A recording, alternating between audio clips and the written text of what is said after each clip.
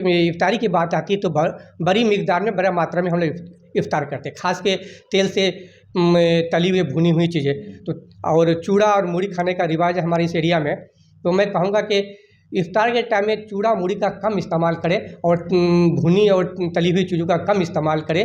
और हमारी एरिया में ये भी देखा गया है कि एक दिन किचन में जो तेल इस्तेमाल हुआ वो 2 दिन 3 दिन 4 दिन तक उसी तेल को बार बार फ्राई किया जाता है चीज़ों को, उन चीज़ों को खाने की आदत हमारे सीमांचल के लोगों को है। तो कोशिश करेंगे उतना ही तेल इस्तेमाल। दोस्तों, हमारे साथ मौजूद हैं डॉक्टर फरहाद अहमद साहब, और अभी इस वक्त हम बायसी के पूरब चौक में हैं, कोहिनूर मेडिकल के जस्ट बगल में। और जो बायसी में मौजूद हैं, पूरब चौक में मौजूद हैं डॉक्टर फरहाद साहब से जानेंगे कि आखिर रमज़ान का महीना चल रहा है, तमाम मुसलमान रोज़ा रखते हैं, तो इससे क्या फ़ायदा हासिल है, रोज़ा रखने से क्या फ़ायदा है और उससे क्या नुकसानात है, सेहत के लिए आपको क्या करना है और सेहत में क्या असर रहेगा, और सेहत के लिए फ़ायदेमंद है रोज़ा की नहीं। डॉक्टर फरहाद अहमद से जानेंगे आखिर क्या जानकारी देते हैं। अस्सलाम वालेकुम, आदाब, नमस्कार। सबसे पहले मैं आपके व्यूअर और दर्शक को रमज़ान की मुबारकबाद पेश करता हूँ। ये बहुत मुसलमान के लिए बहुत ही मुक़द्दस और पाक महीना है। तो ये रमज़ान का महीना चल रहा है, तमाम मुसलमान रोज़ा रखते हैं, आप एक डॉक्टर हैं, अच्छी जानकारी है, क्या लगता है रोज़ा रखने से फ़ायदा है या नुकसान? देख, ये 2 नुक्ते नज़र है, एक मजहबी नुक्ते नज़र है, एक साइंस के एतबार से। अब साइंस भी मानने लगा है और हम लोग जब नेचुरोपैथी में प्रैक्टिस करते हैं उसमें भी रोज़ा या फास्टिंग का बहुत ज़्यादा असर है। खासकर हम लोग पेशेंट को प्रेशर के लिए, शुगर के इलाज के दौरान और बॉडी माइंड का बैलेंस बनाने के लिए, वेट मैनेजमेंट के लिए, किडनी और लीवर का डिटॉक्स के लिए अक्सर उनको इंटरमिटेंट फास्टिंग करते हैं। इसमें पेशेंट को 12 घंटा, 8 घंटा, 10 घंटा या 14-16 घंटा कम से कम खाने की सलाह देते हैं। रोटी और या चावल, उसको लेमन फास्टिंग करते हैं जिसमें नींबू पानी मिला के पिया जाता है और पेशेंट को इससे बहुत ज़्यादा फ़ायदा होता है। और आजकल साइंस भी इसको मानने लगा कि रोज़ा का बहुत ज़्यादा इम्पोर्टेंस है। जैसे कि मैंने कहा कि शुगर लेवल बहुत अच्छा कंट्रोल में रहता है, ब्लड प्रेशर का कंट्रोल अच्छा रहता है। उसके बाद लीवर किडनी डिटॉक्स होती है कि मेरा हम लोग का शरीर रोज़ा के दिन में उमूमन 12-14 घंटा जो नहीं खाते हैं उसमें डाइजेस्टिव सिस्टम को भी आराम मिलता है, निज़ाम हाजमा जो है उसको आराम मिलता है, जिससे उनका भी डिटॉक्स हो जाता है। तो रोज़ा के फ़ायदे हैं। रोज़ा में ये के फ़ायदे का देखिए सबसे बड़ा सबूत साइंस में भी कोई इसको मानने लगा है और फिर रिसर्च भी चल रहा है।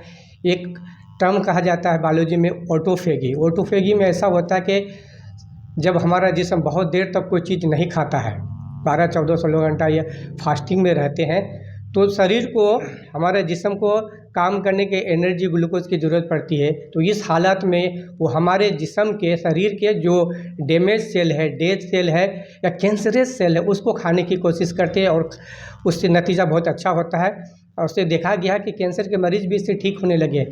वज़न तो कम होता ही है, प्रेशर शुगर का भी अच्छा कंट्रोल रहता है, तो इसके फ़ायदे हैं।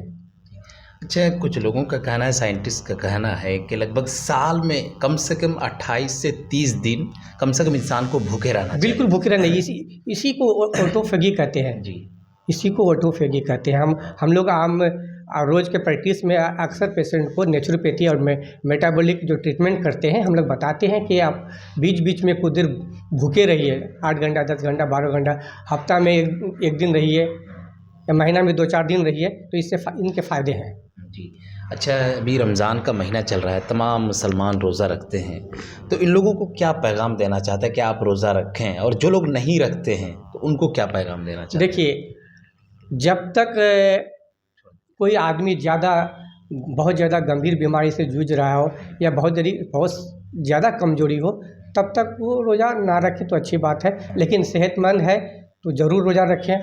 इनके फ़ायदे हैं मजहबी एतबार से, धार्मिक दृष्टिकोण से भी, और आपका साइंटिफिक विज्ञान के दृष्टिकोण से भी रोज़ा सेहत के लिए अच्छा ही रहता है जी। अच्छा, ख़ास तौर पर बायसी इलाके के लोगों को आप क्या पैगाम देना चाहते हैं? आप एक अच्छे डॉक्टर हैं और इससे पहले भी आपसे मुलाकात हुई थी और जो आपने जानकारी बताई लोगों ने रिस्पांस भी दिया और लोगों का कहना है कि अगर अच्छे डॉक्टर हैं तो हम लोग उन लोगों से मिलेंगे। बहुत सारे लोगों ने कहा भी। मैं आपके चैनल के माध्यम से मैं उनको दावत देता हूँ, आप आइए, मिलिए, नेचुरोपैथी की तरफ आइए। जो कुदरती तरीका इलाज है, नेचुरोपैथी की प्राकृतिक चिकित्सा की तरफ आइए। इससे आपकी बहुत सारी बीमारी बिना दवा के ठीक हो सकती है, क्योंकि हमारे बॉडी को अब नेचुरली हीलअप करने दिया है तो बेहतर है। और हमारे सीमांचल के लोगों को खास के मैं ये रोज़ा, खास के इफ्तारी और सहरी के लिए ये कहना चाहूँगा कि सहरी पूरा दिन भूखा रहते हैं, फास्टिंग में रहते हैं। आज जब सहरी की इफ्तारी की बात आती है तो बड़ी मिकदार में, बड़ा मात्रा में हम लोग इफ्तार करते हैं, खास के तेल से तली हुई भुनी हुई चीज़ें। तो और चूड़ा और मूढ़ी खाने का रिवाज है हमारे इस एरिया में। तो मैं कहूँगा कि इफ्तार के टाइम में चूड़ा मूढ़ी का कम इस्तेमाल करें और भुनी और तली हुई चीज़ों का कम इस्तेमाल करें। और हमारी एरिया में ये भी देखा गया है कि एक दिन किचन में जो तेल इस्तेमाल हुआ वो 2 दिन 3 दिन 4 दिन तक उसी तेल को बार बार फ्राई किया जाता है चीज़ों को, उन चीज़ों को खाने की आदत हमारे सीमांचल के लोगों को है। तो कोशिश करेंगे उतना ही तेल इस्तेमाल करें जितना उस दिन उस इफ्तार के लिए हो। उस तेल का दोबारा तिबारा इस्तेमाल ना करें तो अच्छा रहेगा।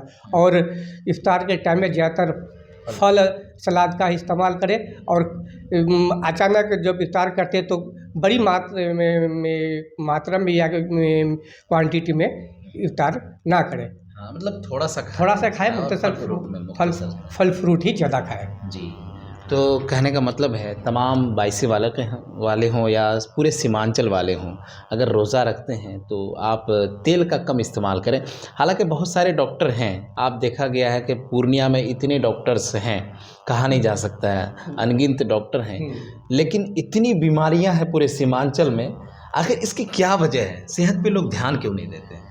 लेकिन देखिए, सेहत पे लोग ध्यान देना चाहते हैं। सबको खाने पीने में अच्छा लगता है, खाते पीते, लेकिन हमें सेहत का ध्यान रखना चाहिए। सेहत है तो दुनिया है। सेहत हमारे लिए सबसे बड़ी दौलत है। सेहत ठीक नहीं रही तो हमें सारी चीज़ें धड़ा के धड़ा रह जाती। तो हमें सेहत की तरफ ज़्यादा ध्यान देना चाहिए और लोग ध्यान देते भी, जागरूक भी हो रहे हैं जी।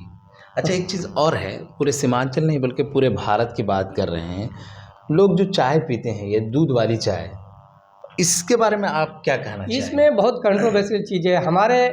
हमसे पूछिएगा, देखिए दूध वो दूध नहीं रहा जी। कि देसी गाय होती थी, देसी भैंस, और उसका जो दूध डायरेक्ट हमको मिल जाता था, वो दूध का वो तासीर नहीं रहा। और जब वो तासीर न, पैकेज दूध है, क्या क्या मिलाया, तो मिलावट क्या क्या होती है।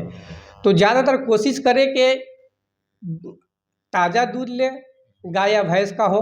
ना ले तो अच्छा है, उसके दूध से हमें क्या मिलता है, प्रोटीन, हमको कैल्शियम मिलता है। अब जो चीज़ें मिलती है वो बहुत सारी चीज़ आपके पास कुदरती तौर पर मौजूद है, वो चीज़ों का इस्तेमाल करें तो बेहतर है, जब तक कि आप अच्छा दूध का इस्तेमाल ना करें। अच्छा, मतलब लेमन टी यूज़ करें या फिर ग्रीन टी यूज़ कर सकते हैं, उसमें ज़्यादा बेहतरी है। दोनों चीज़ अच्छी है, लेमन टी या ग्रीन टी, दोनों चीज़ें अच्छी है। मतलब दूध वाली चाय से ज़्यादा वही बेहतर है। खास के तो मैं तो किसी में इसको मैं नहीं दोषूंगा, जब तक आपके पास अच्छा नेचुरल चीज़ मौजूद नहीं है, अच्छा दूध मौजूद ना हो, तो उसे ना इस्तेमाल करें तो बेहतर है जी।